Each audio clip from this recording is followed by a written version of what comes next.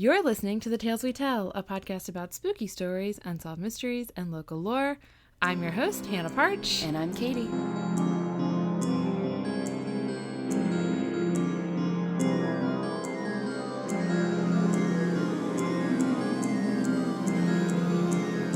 Welcome back to a brand new year. Yay! Happy New Year. Oh, we're literally recording this on New Year's Day. We are! And I'm wearing a t-shirt, shorts, and flip-flops because... I know. It's like 70 degrees. Yeah. Which is weird because Christmas, the week of Christmas here in North Carolina... Freezing. It tried to kill... The weather tried to kill us. I mean, literally the edges of the rivers and the creeks were frozen over. Yeah, I was driving. I was out at my parents', and I was driving out to see one of my oldest friends. It was like middle of the day, and there was just black ice everywhere. Yeah.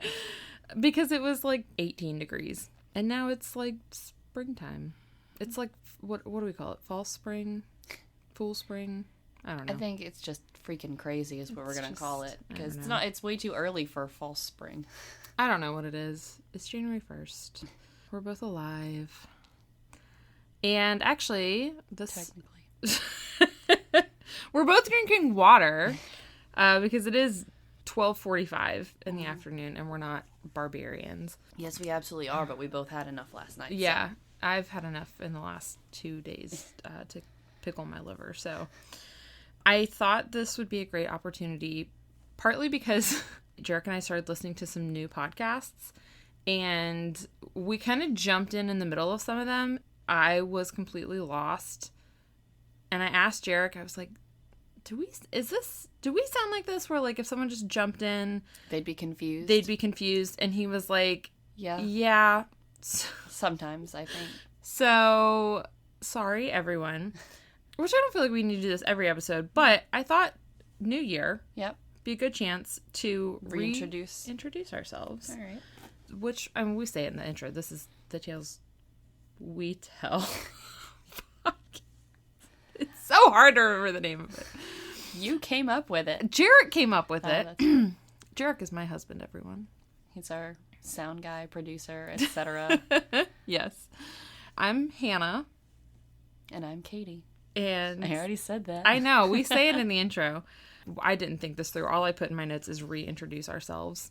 So Hannah is the creator and host. She researches and writes the stories, and I listen to them. I ask questions. I try to make jokes. Sometimes I'm funny. Sometimes probably not. I don't know. I think most of the time you are funny. I try. And every now and then we'll swap it up, and I'll tell a story. Those are called... The Tales We Tell. Tales We Tell. Even harder for me to remember. Yeah. And we've known each other for 5, like at least 5 years. 5 or 6 years. Probably going on 6. Yeah. We're like basically neighbors. Mm-hmm. We live within like a 4 or 5 mile radius of each other. We're in the same friend group. Yeah. And yeah, we've been doing the podcast for almost 3 years. 3 years. Which means it's almost time for another cake. Yes. It's very exciting. Also, we do try to stick to spooky stories, unsolved mysteries, and local lore as our topics. However, if you listen long enough, you know that we deviate often. Sometimes I just go by things that make me uncomfortable, things that give me anxiety. One thing I do want to try in 2023 is I want to do another listener irrational fears episode. That was a good one. I really enjoyed hearing other people's fears. Yeah, it makes you feel kind of normal. Uh-huh. Well, also the fact that I'm not alone in my fear of walking over like storm drains and sewer lids. Yeah. I also have an episode topic already like queued up based on one of my fears. Mm-hmm. It does not fall into one of our categories, so I just want to justify being able to do that topic. And in the spirit of this whole reintroduction for newer listeners jumping in, that was a 2-episoder where we did irrational fears, which was Hannah's irrational fear, which is radiation. Yeah, radiation poisoning, specifically. And then the second one was a follow-up where listeners submitted some of their irrational fears, and we talked about what they were and how they can actually happen, and why you should definitely be afraid ways of. to avoid these problems. Yeah. Which is one of the things I love about, like, why I picked local lore as one of the things, because usually one of the things about local lore is it's usually based in some kind of truth, and unfortunately you should be at least a little bit afraid of it. I did a terrible job on these announcements. My next one just says goals for 2023 ? So I've stopped doing New Year's resolutions. Mostly because I'm terrible at keeping up with them. Like, with ADHD and, like, neurodivergent brains, we love routine. That was beautiful, by the way. Yeah, very classy. We love routines and, like, making habits and everything. But we are terrible at, like, I saw someone call it a 100% relapse rate. Yeah. So, like, I'll set up a new routine. It'll be great for a couple of days, couple of weeks. And then I fall out of it. Right.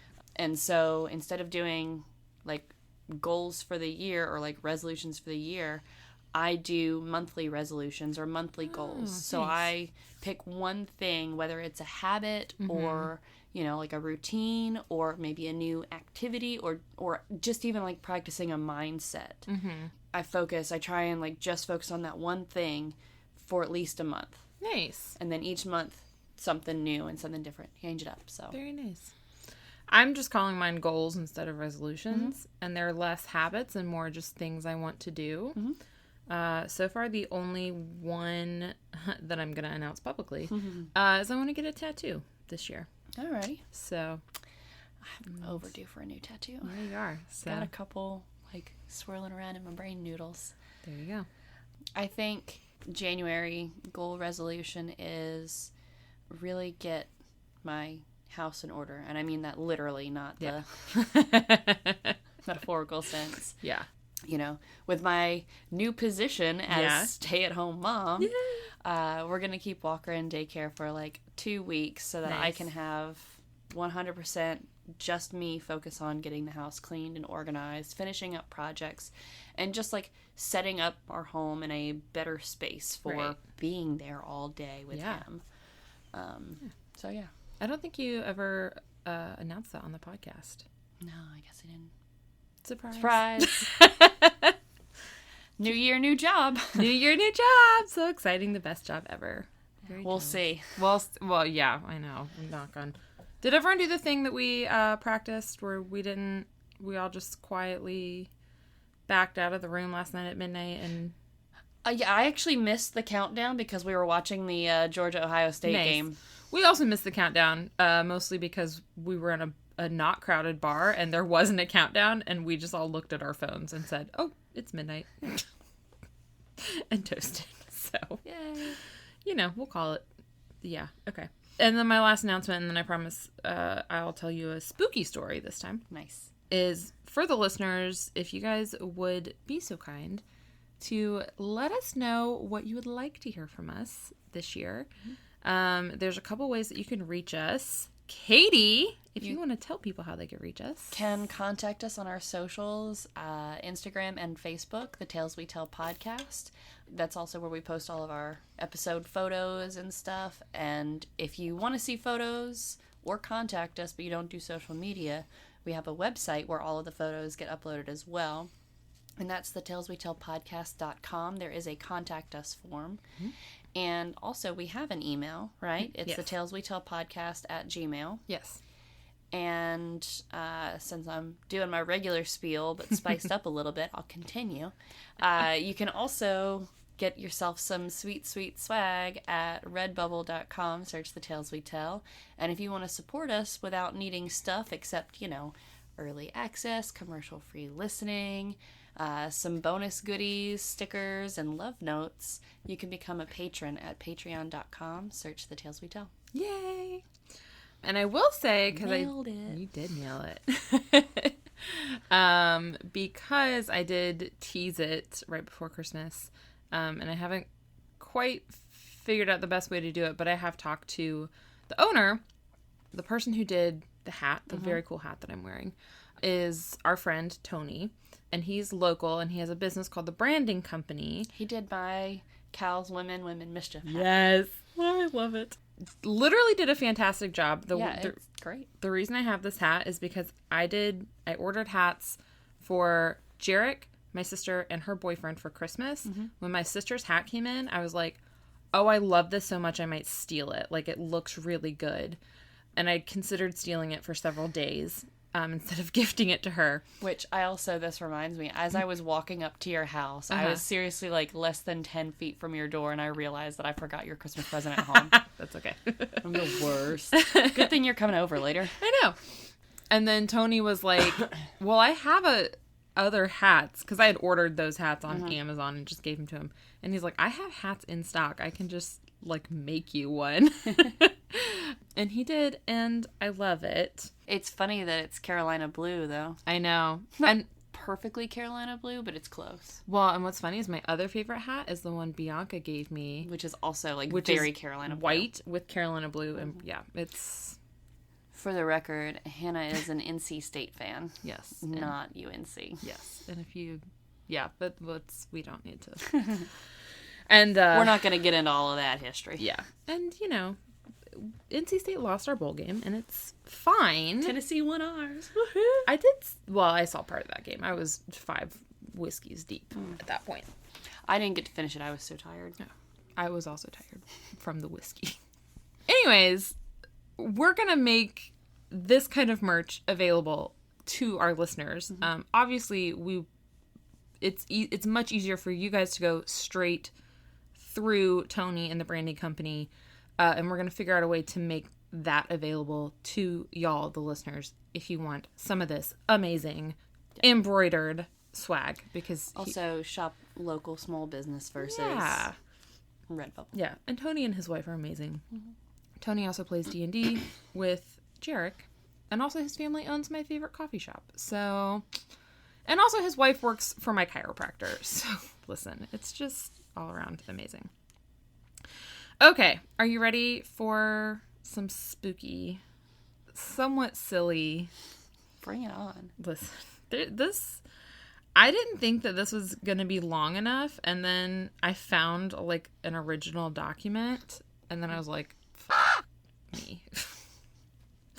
Okay, I'm going to give a couple content warnings. They're brief. Ooh, that actually reminds me. Ooh, okay. Because you said Oh, okay.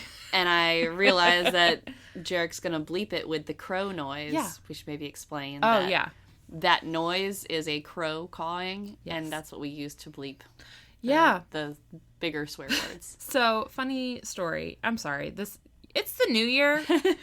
Another thing, if you're listening, feel free to just fast forward through this. We go on some tangents. The new podcast that we were listening to. Okay, it's called Hey Babe. Hey Babe? Hey Babes? Hey Babe. The reason we're listening to it is because Jarek and I have been binging a lot of Impractical Jokers. I'm not proud of that. Hey Babe, the podcast is Sal Volcano, one of the Impractical Jokers. It's him and his friends' podcast. It's funny, but they bleep things with a sound clip of them going, hey babe. And it took me forever to figure out that they were doing that. And I just want to say, I think our crow is better. Obvi. Unless we ever get them on the show, in which case I take that back. I think it's wonderful. Anyways, quick content warnings. They will be brief. There's some brief mention of some sexual abuse. Also, we're going to be talking demonic possession. So we're going to be talking about the Catholic Church. Probably not nice things. Take it with a grain of salt, okay? I don't know what other content warning I need to give you. A lot of what I'm referencing, or a lot of the dang it, where's my words? A lot of the information I have came from a source that was published in 1936. by a Catholic priest. It is presented from a Catholic viewpoint, and therefore I am going to be... So the source is biased, basically. Yes. And so therefore I'm going to be kind of giving it a hard time. We're not trying to yuck anyone's yum. No. And if you're really Catholic, maybe skip this episode. I'm sorry. I don't know what to say. Okay. Well, one thing is, when did... Because things with the Catholic Church and their stance and viewpoint on possessions and exorcisms has changed. Yeah. And it's fairly recently. Mm-hmm. But I can't remember when exactly. Definitely after this. Okay, that's what I thought. Yeah. So, yeah. Yeah. And I'll go ahead and say, I don't know about you, but, like I'm pro the current Pope. I think the current Pope is doing a great job. Pope Francis. Just based on stuff that he's said. So... I don't think... he has worked towards making, I think, the church a little bit more inclusive and progressive. But, you know. Neither one of us are Catholic, also, we should say at the top I did go to a Catholic school for most of my life, so. So she's, like, part Catholic. Catholic Association. Okay. I know enough to be able to make fun of it, kind of a thing. Yeah, okay. And I was raised Baptist, so I don't know that much. All right, this is the story of the possession of Anna Ecklund. Okay. So, this case, people might actually know of it. It's considered to be one of the most documented cases of possession in the 20th century. So, the information I said, I got it from a source that was published in 1936. That is a pamphlet turned book called, ready for this title? Oh, Lord, bring it on. Pamphlet titles are famously long. Mm-hmm. Begone, Satan! A soul-stirring account of diabolical possession in Iowa. Written by Father Carl Vogel. Published in 1936. All right. Again, that's Begone, Satan! Begone is one word. Oh, God. All right, so Anna Ecklund. Oh, yeah, have some of those. I'm going to have a peanut for this. Have some Bertie County honey roasted peanuts. Not a sponsor, but if they want to and send me free peanuts, just saying. My family's from Bertie County. Probably helped grow those peanuts. All right. Anna Ecklund is actually a pseudonym for Emma Schmidt. And there's a lot of accounts that say Emma Schmidt was born on March 23rd, 1882 in Wisconsin. And according to those accounts, her father was a man named Edward Schmidt. But, according to the rest of the story, her father's name was Jacob. I don't see the problem here because... John Jacob Jingleheimer Schmidt? Yeah. I really didn't make that connection until just now, which is hilarious. I don't see the problem because we're already using a pseudonym for Emma, so I don't know why Jacob couldn't have been a pseudonym also. That's what I was going to ask, but then the joke came to me first. Yeah, smart. But apparently this is a big deal because someone was So are we going to use the Emma and Edward original names, or are we going to use their pseudonyms, Anna and Jacob? We're going to use Anna and Jacob. Okay.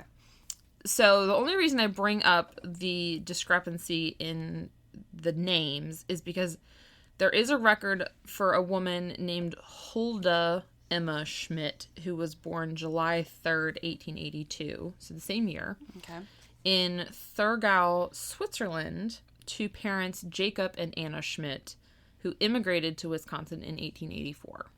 Okay. I don't know that it matters necessarily historically who this person is. They changed her name to, like, they gave her a pseudonym basically to protect her. I mean, I guess it kind of didn't work because we know her name, but it also did work because we kind of don't really know. Don't know her name. Yeah, also for the record, her dad, Jacob, is, like, a real bad dude. So, like... Yay. Yeah. All right. So, Anna was raised Catholic by her mother, who was not a bad person. I feel like we might need to change the podcast or, like, maybe the description to stories about people doing bad things because they had bad dads. Yeah, that's a lot of... That's a lot of words, but I feel like that's a lot of our stories about Yeah. people as opposed to any, like, our stories about cryptids or aliens or anything like that. If it's a story about a bad person doing a bad thing, like, 90% of the time, they had a shitty childhood. Yeah. Well, this one is unique because Bad Dad is going to turn paranormal. All right. So just hold on to your butt. Sounds good. Okay, so Anna is raised Catholic by her mother. Her father is an alcoholic, and also... So, a different kind of religion, I guess. Different kind of religion. He's also a womanizer. Delightful. He's also having an affair with Anna's aunt, whose name is Mina. I don't know if this is, like, his mom's sister. I don't know if this is just an aunt that's, like, a good friend that we're calling an aunt. I don't know. Wait. Anna's aunt? Anna's aunt. So hopefully not Because Jacob's sister. Yeah. Hopefully His it's wife's his sister. wife's sister. I mean, hopefully none of whatever. I mean, it happened. Or maybe it's his brother's wife. Maybe. Who knows? There's lots of ways to make that connection. But Aunt Mina is also allegedly a practicing witch. And she has it out for Anna for some reason. And so she was allegedly regularly cursing Anna. And this is a quote. Used herbs to taint her food. Which to me just sounds It's like spicing it. I know. Just flavoring the food. Adding flavor. She was like, no one has ever added salt and pepper to this poor girl's chicken. But I think what she was doing was like cursing the herbs first and then adding them to the food.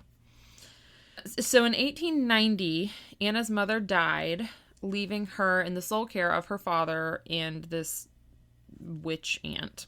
And in 1896, when Anna was 14, she began exhibiting disturbing behaviors thought by her family to be a result of the curses placed on her by Aunt Mina. She was mean. Meanie. Mean as a meanie. Mean is, yeah.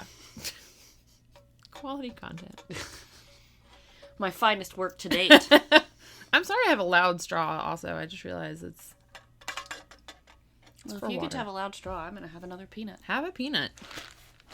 Anybody want a peanut? Stop that rhyming. I made I it. mean it. Those are really good peanuts. You can just keep, there you go. That's the good stuff there. Okay. All right, so she's exhibiting these weird behaviors. So Because there's, flavor in her food. yeah, because she's tasting spices for the first time. Yeah. Now, Sheldon has started putting thyme in Walker's butternut squash. Ooh. So I guess he's hexing our baby. Well, look out for these behaviors. All right. Okay. Lay 'em on me. So she got ill when she would go to church. So she said that she could feel something inside of her physically trying to keep her from entering the church. Anxiety. Yeah, I know. Ugh. I guess I should have put a content warning of like undiagnosed mental illness. She reported having intrusive thoughts of destroying consecrated items and harming priests. She vomited after taking communion, and she became violent when confronted with holy objects. Okay, so this part, just hold on for a second. So one of the quotes about this was, she, quote, participated in intense sexual acts. But this was also referred to as, quote, unspeakable sexual acts, or, quote, became sexually depraved. Okay, but... I would love to know what they're classifying as sexually depraved. Okay, so first, let's remember that this is all stuff that, like, this is according to the Catholic Church. Mm-hmm. But there's also suggestion that her father was at least attempting to sexually abuse her. So whether he was successfully abusing her or what, like, that could be what this is referring to. Also, any kind of sexual activity could be seen by the Catholic Church as sexually depraved. So I'm not comfortable classifying that as like signs of demonic possession. Yeah. Maybe she was just gay. Yeah, or maybe she was just like caught masturbating or something. Or maybe her father was like sexually abusing her, which like he very likely could have been, and she was blamed for it, which it's the 1890s. So again. So she did go to doctors. I think she did have some other family that was like concerned for her. She did end up going to doctors for help because she thought that she was like going insane. And apparently she saw several doctors over the course of several years and eventually was seen by specialists. And you ready for this great quote? This is from the pamphlet book. Oh, goodness. Quote, "But their thorough examinations resulted in the unanimous conclusion that the woman in question did not betray the least sign of nervousness, that she was normal in the fullest sense. There was not the slightest indication suggesting physical illness." She's faking it. To which I would say, that's not true. She's like definitely exhibiting signs of mental illness. Yes.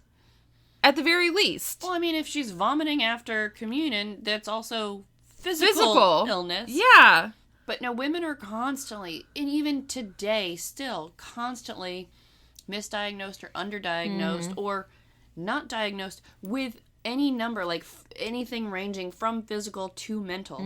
Like, I was tested for ADD as a child. I didn't get diagnosed until I was 30. That's absurd. Yeah. And then there's women who have physical health problems that doctors just brush them off. Yeah. Like, women are still just constantly told, you're making it up, you're faking it, Yeah. you're just doing this for attention. Yeah. Or, I don't know what's going on, but nothing's wrong with you, so sorry that you have headaches all the time that you can't function because of. But, it's like, you know, your brain's totally fine. Yeah. It's like, okay, she saw a bunch of doctors and they just said there's nothing. It's like, no, she's having symptoms. Something's wrong. You just don't know what it is. You can't, I don't know.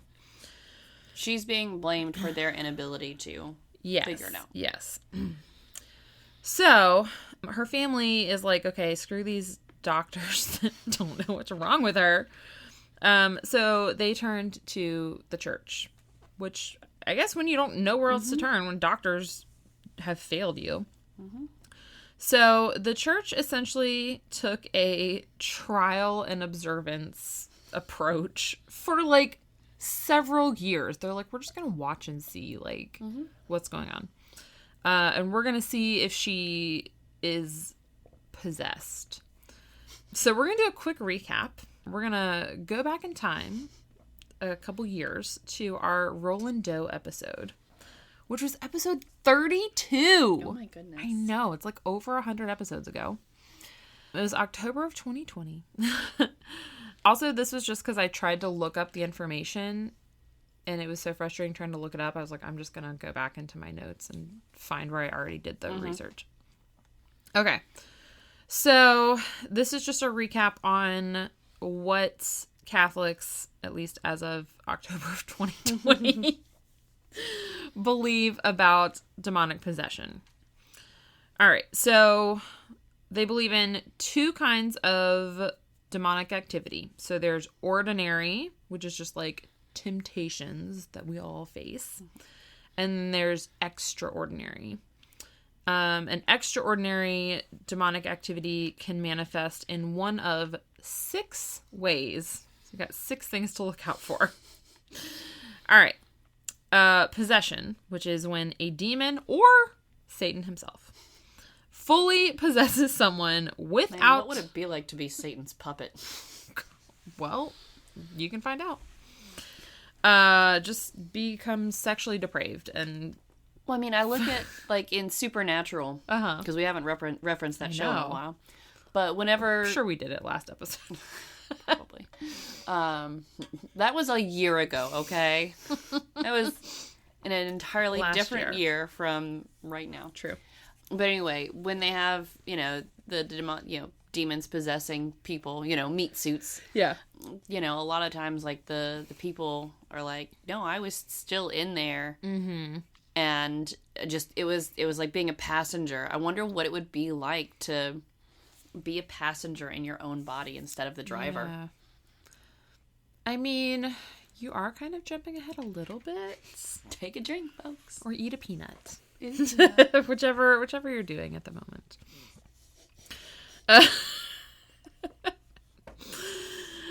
All right, so either a regular demon or Satan himself fully possesses someone without their consent, and this is usually caused as a result of a person's actions that left them susceptible to demonic influence, like Katy's sexual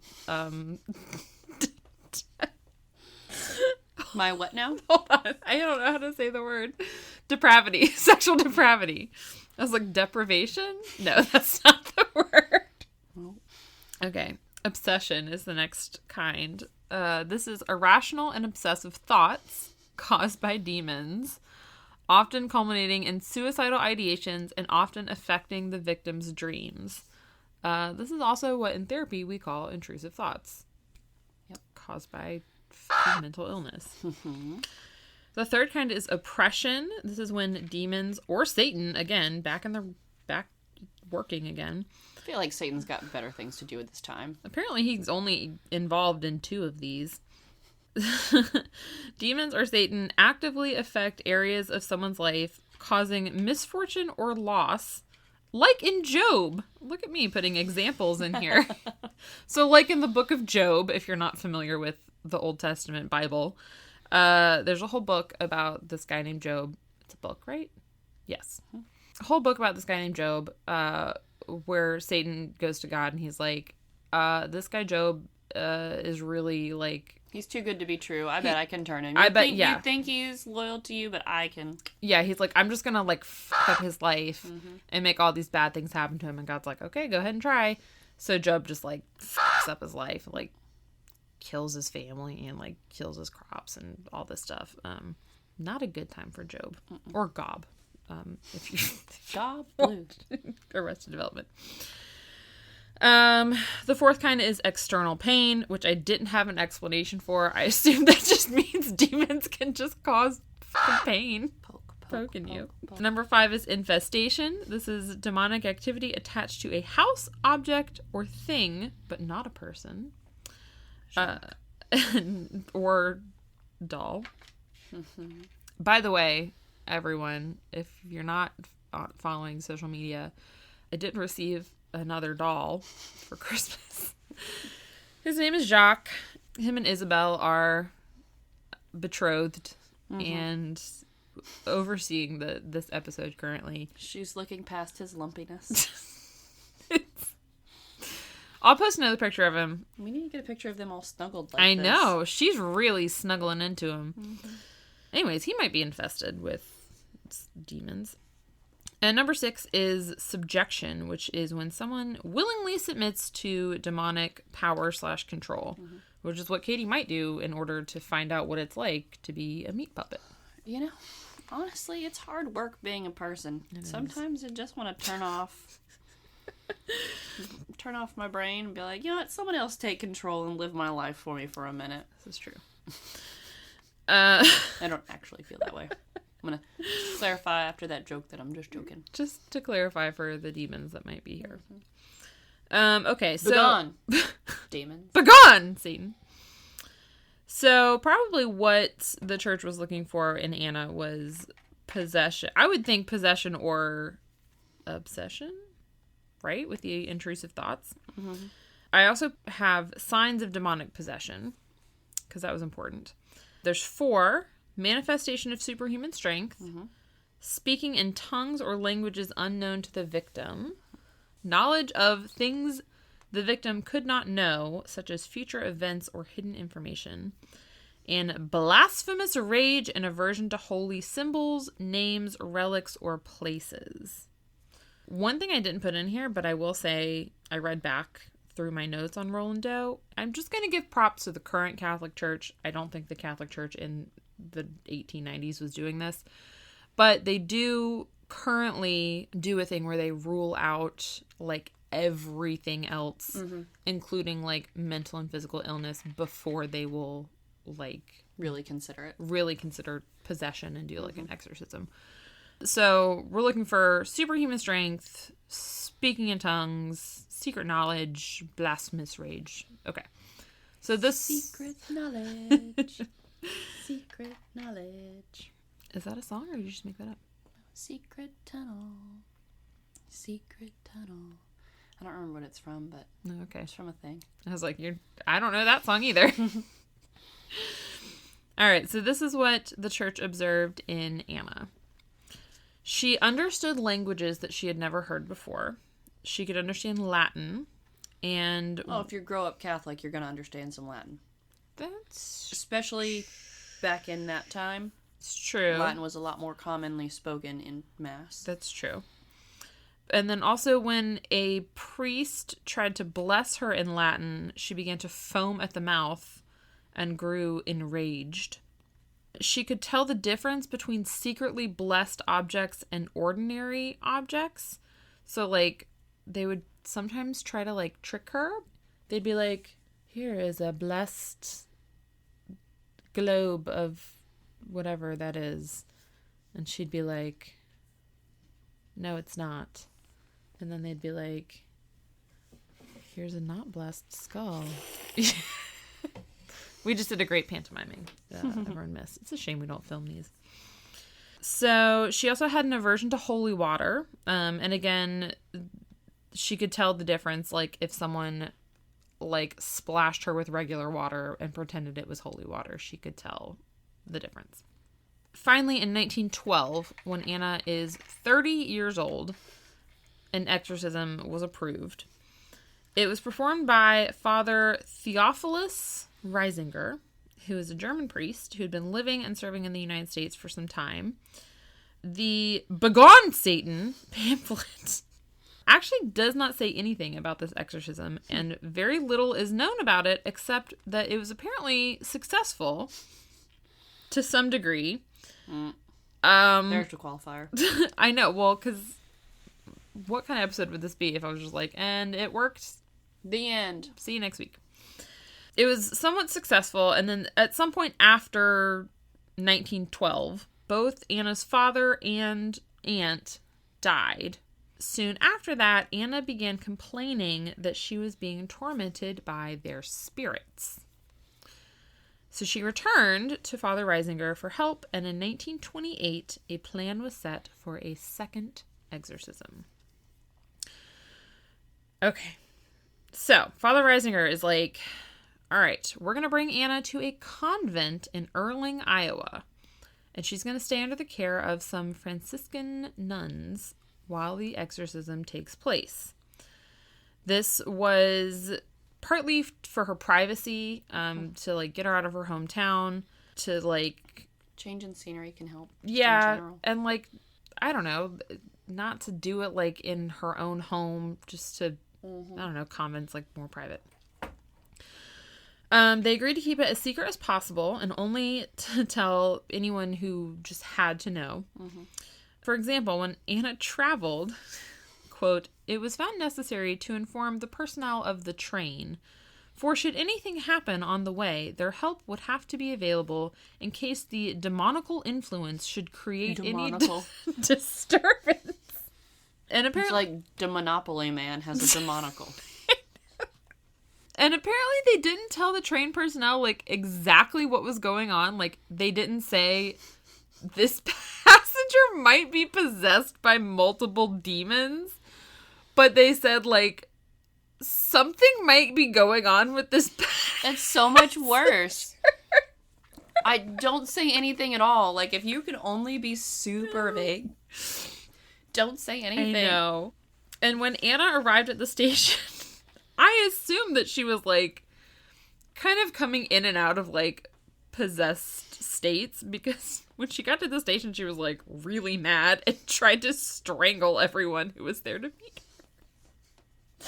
I'm sorry, I shouldn't laugh at this, but it just gets worse. Okay. Meanwhile, Father... I would want to strangle people if I was being forced to go to a convent. This is not vacation.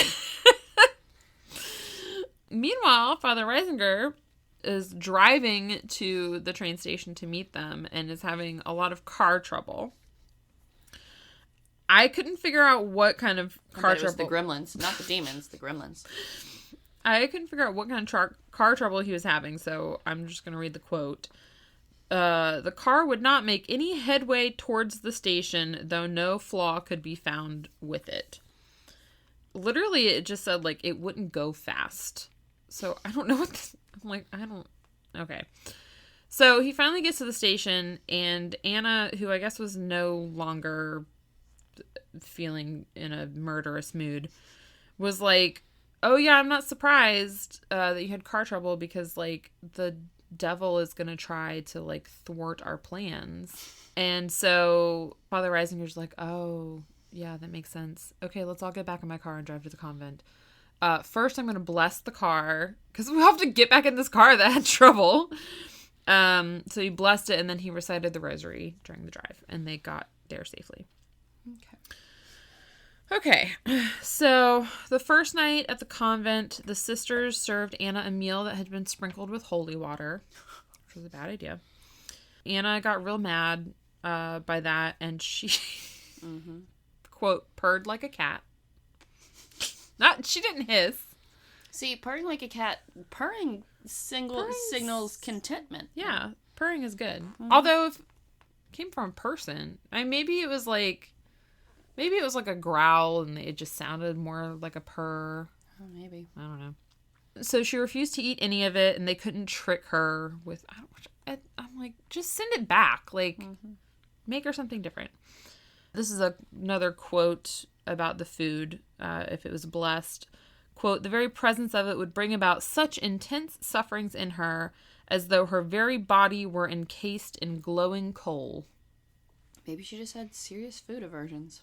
I didn't want to eat that. Like, convents are not cushy places. Yeah. Like, it's bland porridge.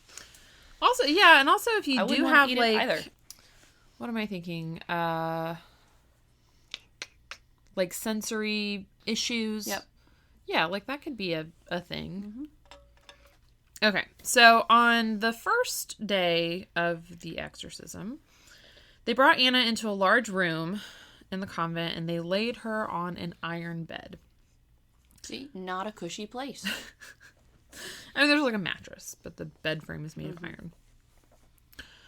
Quote, her arm sleeves and her dress were tightly bound so as to prevent any devilish tricks. Okay. I don't know what that means, but... They're just prepared for anything. Yeah. The nuns were told to hold her down if they needed to. And when Father Reisinger began praying, Anna fell unconscious, and her eyes were shut so tightly that they couldn't be pried open. I don't know who's trying to pry her eyes open. Or why.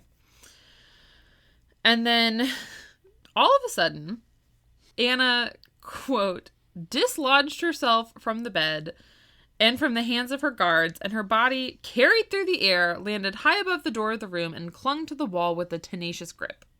So she just, like... flew across the room. And, like... Spider-Man. And, like, lands on, like, the wall. So everyone's freaking out, and they have to, like, drag her down by her feet and put her back on the bed. And Father Reisinger's like, okay, hold her down this time. And so the nuns hold her down. They'd be like, nah, we can get some straps. He continues praying, and then a, quote, loud, shrill voice came out of Anna.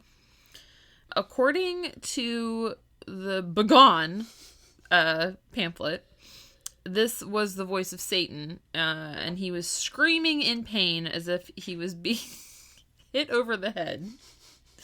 Which, if you're being hit over the head, I imagine that different than if you're being, like, I don't know. That's not like a screaming in pain. That's like a, I don't know.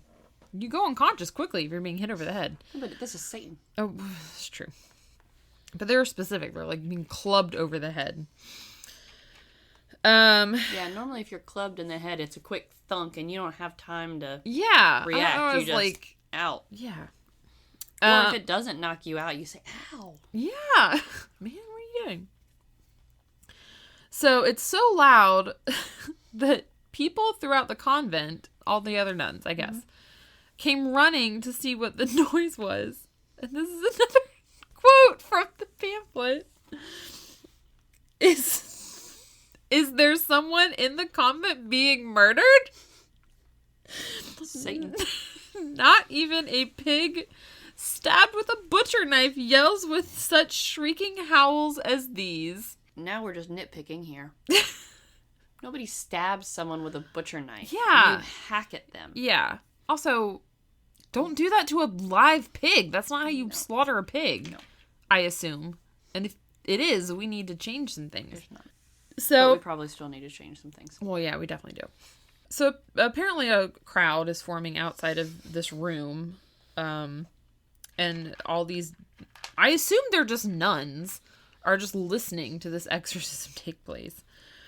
And all of the nuns and the priests who are actually performing and assisting in the exorcism are like having to take these breaks constantly because it's like very taxing. Mm-hmm.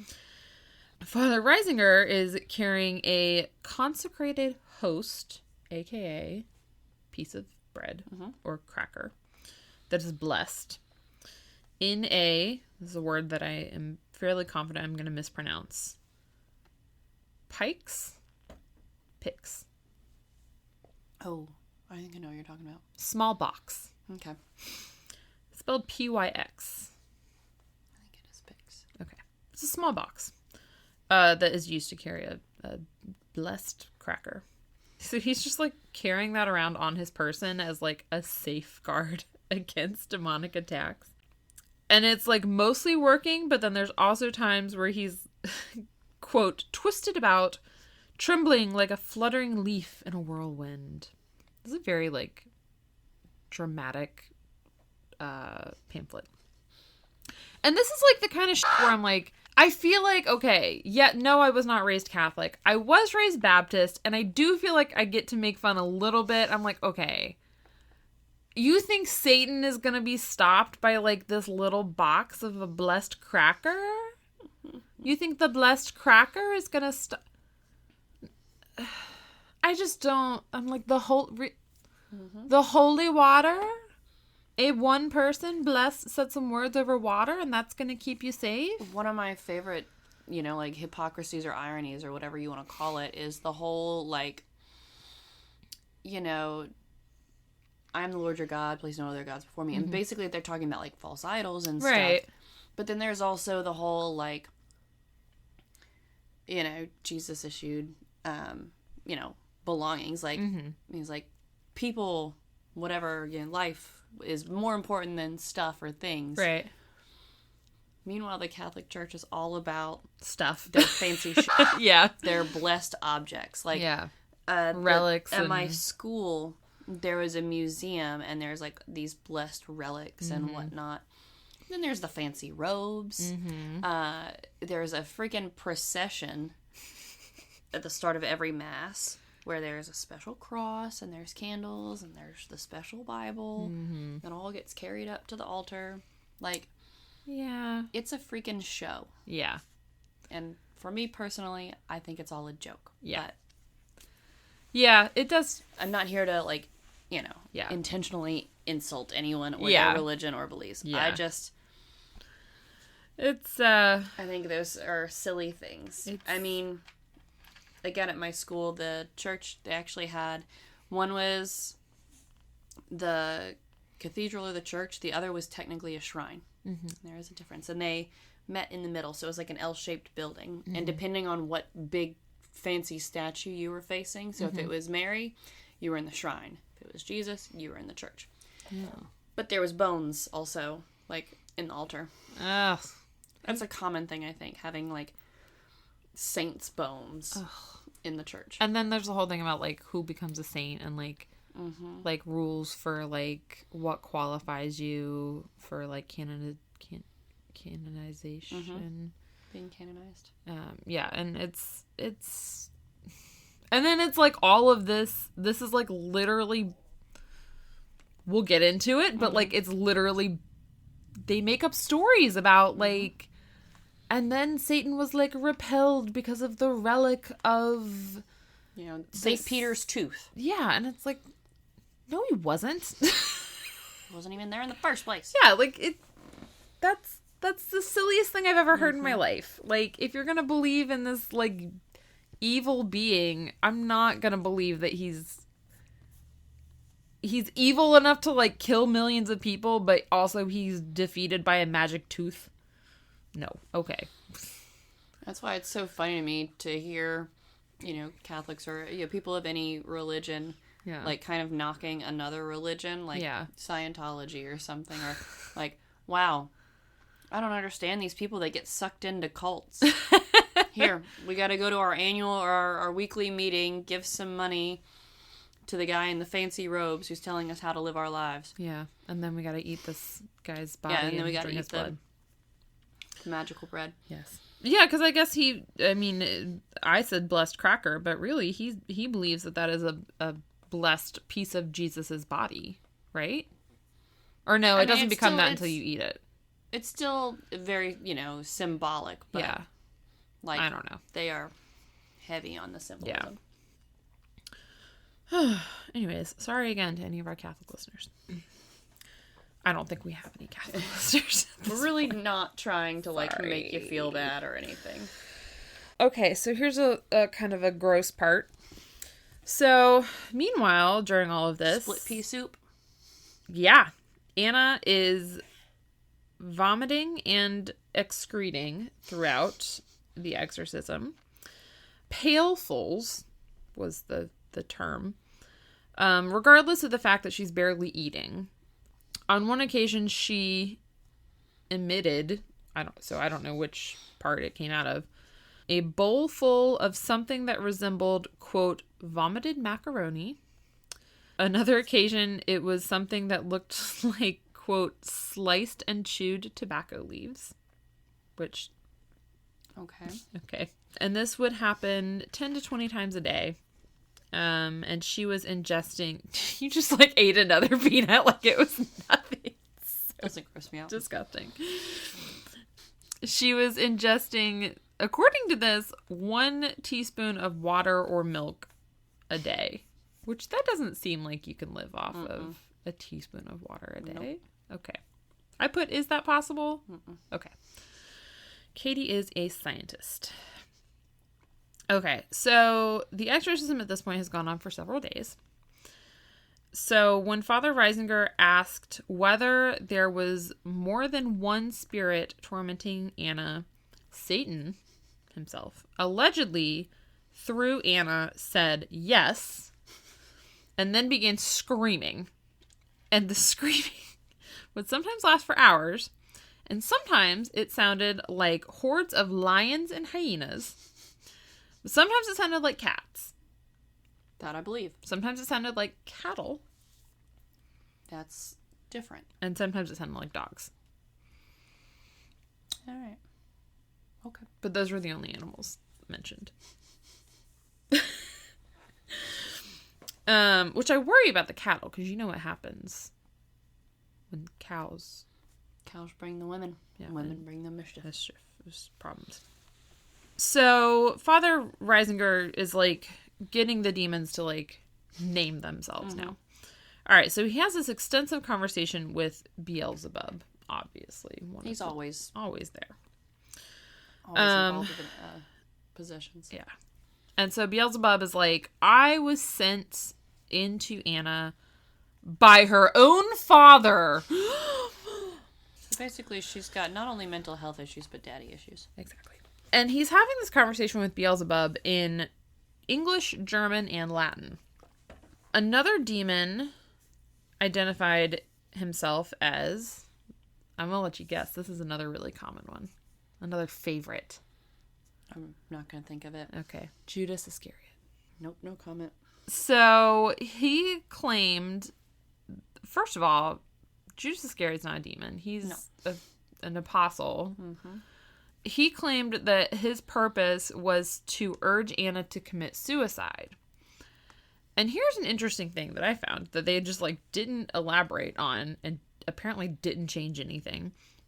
Father Reisinger was like, oh, so is it then a fact that everyone that commits suicide goes to hell? Because that's something Catholics believe. Yep, I was about to mention that too. And Judas Iscariot says, no. And then they just move on. So Dang, I was, Father What's-His-Face was ready to, like, really reiterate, support that narrative. Yeah, and then the demon's like, no, you got that wrong. Sorry. So, Catholic Church, but then they would, like, make a point. So this pamphlet thing is, like, 32 pages long. Short book, long pamphlet. But there were lots of parts in it that were like, oh, but we have to be sure to, like, you can't take a demon's word for, like, truth because, they're demons. And so, that's what they do, is they lie. And so... Except Satan doesn't. He can, though. He's the father of lies. I thought he didn't like lying. I think he can be, like, compelled to tell the truth. I thought he just liked manipulating things. I don't know. Like, it's the truth, but it's a skewed truth. No.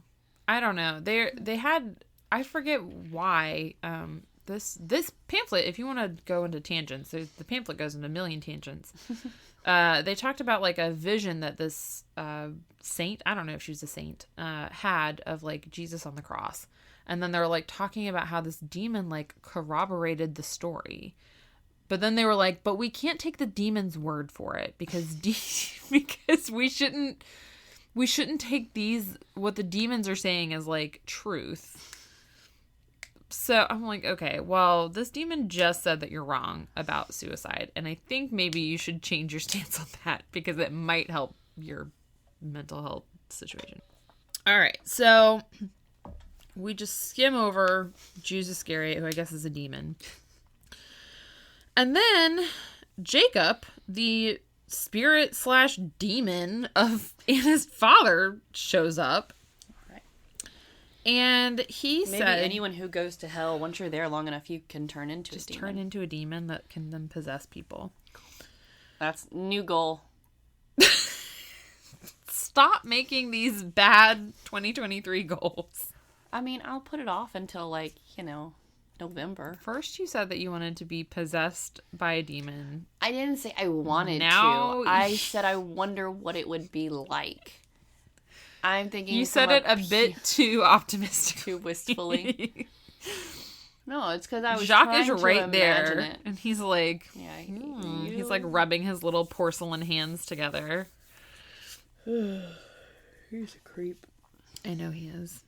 Abraham Lincoln's also listening. That's why I was honest about my wonderings. All right. So, Demon Daddy Jacob shows up. And he says that in life, he had repeatedly tried to force Anna into an incestuous relationship, but she had refused him. And so out of spite, he had cursed her and, quote, wished inhumanely that the devils would enter into her and entice her to commit every possible sin against chastity, thereby ruining her body and soul. Which, like, okay, I don't want to say that, like, I don't know. She was, like, 10 when her mom died. I don't know. It's going to sound terrible, but, like, if a dad wants to if he wants to force an incestuous relationship on his 10-year-old child, I'm having a hard time that her just being like, no, is... And then he's the kind of person that's like, okay, well, I'm going to, like, wish you to become demon possessed. Like, if you're that kind of... If that's where your moral compass is, I don't think a little girl saying no to you is what's stopping you from, like, having a sexual... Yeah, absolutely not. Situation. So, anyways, that was Daddy Demon's story. Well, then Aunt Mina Demon shows up. And she's like, oh, I became a demon because of my affair with Jacob. which I'm like, no one's asking these questions. This isn't like Oprah. We're not asking why you became a demon. Yeah, no, this is a girl who was traumatized at an early age. Yeah. For a lot of different reasons. Now has mental issues. And her metaphorical demons, her father and her, aunt, her brain has now made them into actual literal demons. Yes. And this is like the weirdest, worst therapy exercise. I know, it's ever. really bad. So first, Aunt Mina demon says, "Oh, I'm in hell because I had an affair with Jacob." But then she casually admitted, "Oh, actually, I'm in hell because I murdered 4 of my own children." And everyone's like, "What? Who? Where?"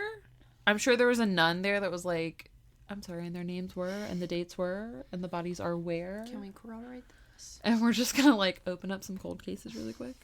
And all of this, by the way, was not Anna speaking. Like, the whole time she's unconscious, her mouth is closed. When it does open, her lips aren't moving. It's just like voices coming out of her. It's like her mouth opens is like a speaker on. Yes. Meanwhile, the exorcism is... Or she's just really good at ventriloquism. The exorcism is taking a physical toll on Anna. Her face is distorted beyond recognition. This is a quote. Again a quote because I don't understand what it's saying, so I'm just going to read it to you and hope that you can interpret it for me. Okay. Her pale, death-like, and emaciated head, often assuming the size of an inverted water pitcher, became as red as glowing embers.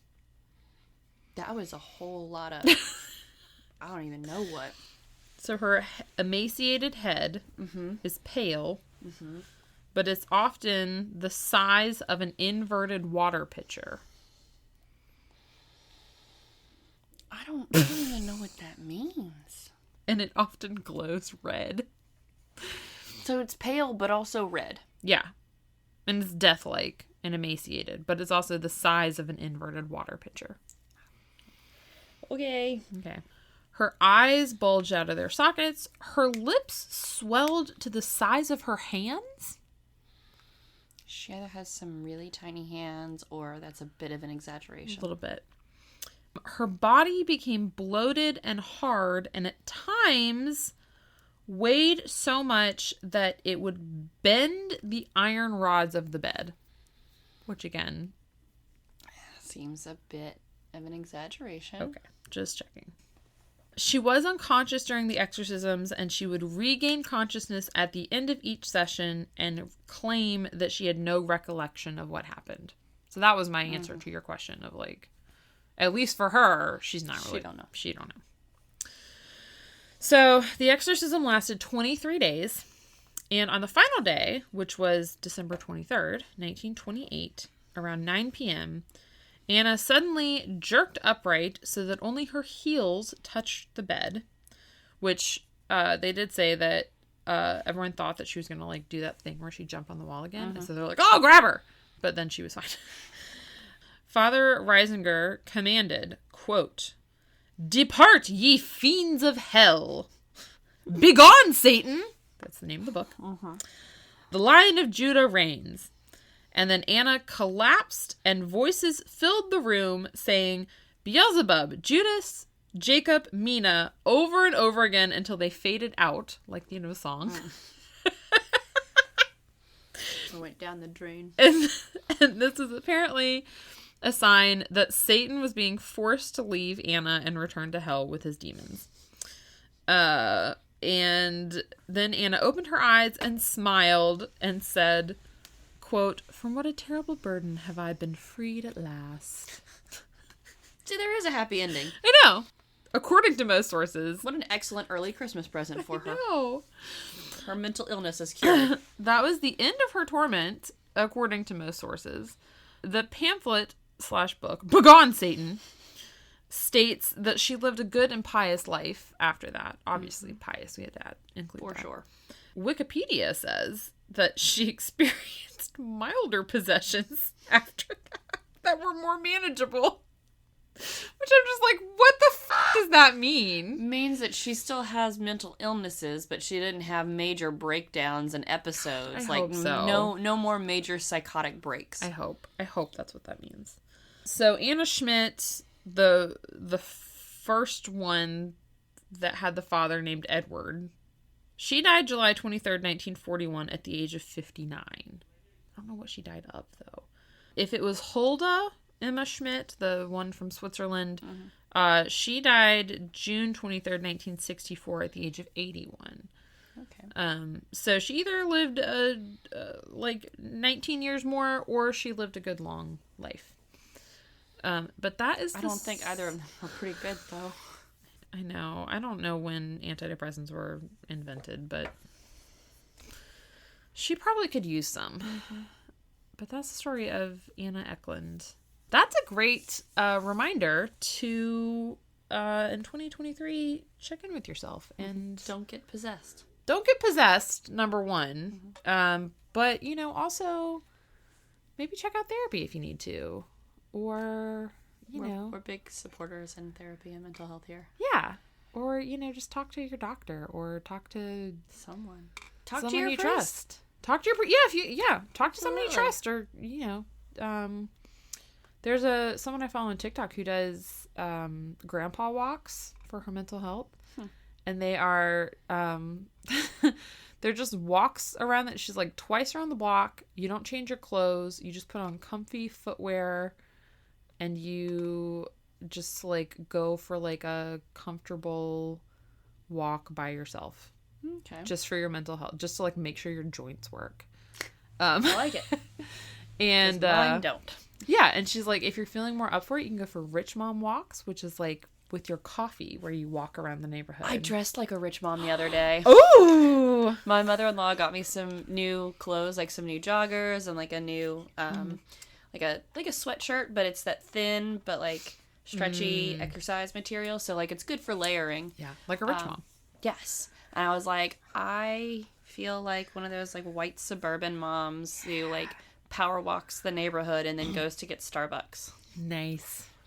But I didn't go and get Starbucks for myself, so I didn't make the full image. That's fine. Well, thanks for sticking around, everyone. Yeah. We did pretty good. Not too many tangents. We did kind of give Catholicism a hard time, but it's... Yeah, it's what we do. We give everybody a hard time. We do. We're equal opportunity offenders, and it's just, I think we gave, the Baptist Church a bit of a razz, too, when we did Roland, because I believe, not only did you explain, like, the 6 requirements for it to be considered possession, and, like, these are the 4 signs of it, you did compare what the official Catholic view on possession was versus the official Baptist Church view on possession. Yeah. So. Yeah. Yeah, we make fun of everybody. Yeah. Oh, I'm happy to... But especially ourselves. Yeah. I'm happy to rag on the Baptists all day long, mostly because they are the reason for a lot of my trauma. So if anyone wants any of that, let me know. But for real, everyone please tell me what you want to hear. Whether it is like more of a particular kind of story or like specific topics. Also, if you just want to go ahead and shoot us your irrational fears, we can start with that. Yep. Because I might go ahead and start my story on mine because I've already been thinking about it. And I'm going to tell you off mic a new fear unlocked that has to do with children that you should just... It's just a new thing you have to look out for when Walker starts walking. He's almost there. Don't let that. Can't wait to see him, though. Yeah. Yay! All right, well, we'll see you guys next week. Bye.